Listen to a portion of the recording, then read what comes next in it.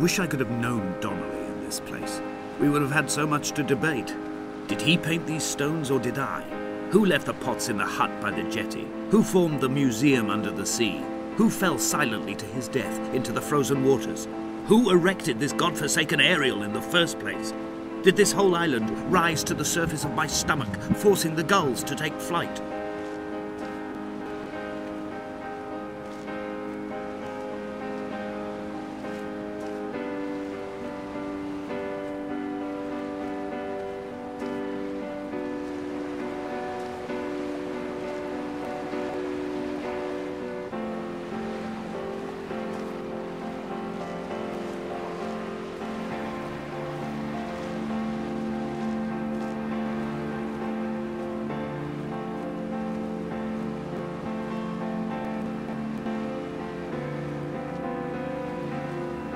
Dear Esther, I find each step harder and heavier. I drag Donnelly's corpse on my back across these rocks, and all I hear are his whispers of guilt, his reminders, his birdie letters, his need. He tells me I was not drunk at all.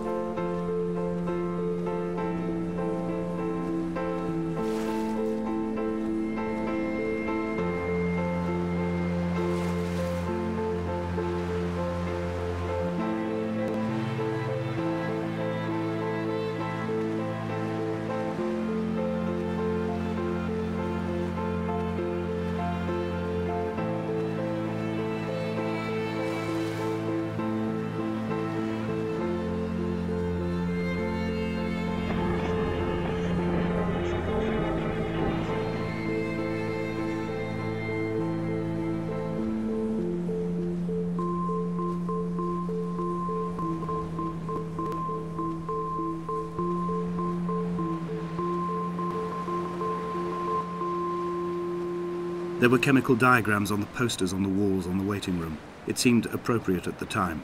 Still life abstractions of the processes which had already begun to break down your nerves and your muscles in the next room.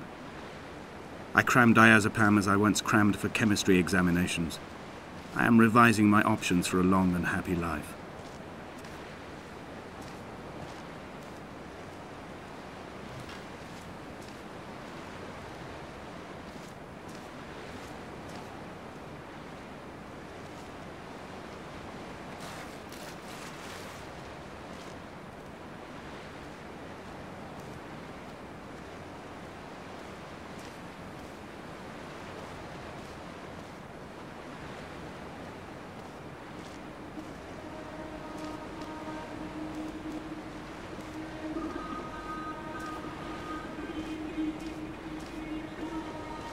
From here, I can see my armada.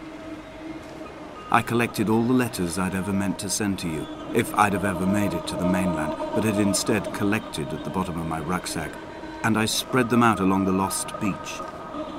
Then I took each and every one, and I folded them into boats. I folded you into the creases, and then, as the sun was setting, I set the fleet to sail. Shattered into 21 pieces, I consigned you to the Atlantic, and I sat here until I'd watched all of you sink.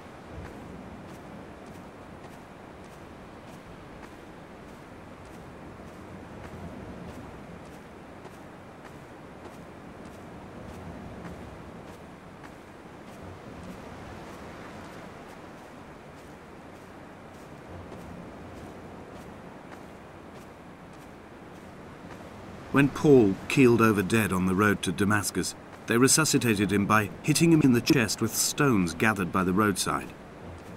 He was lifeless for 21 minutes, certainly long enough for the oxygen levels in his brain to have decreased and caused hallucinations and delusions of transcendence. I'm running out of painkillers, and the moon has become almost unbearably bright.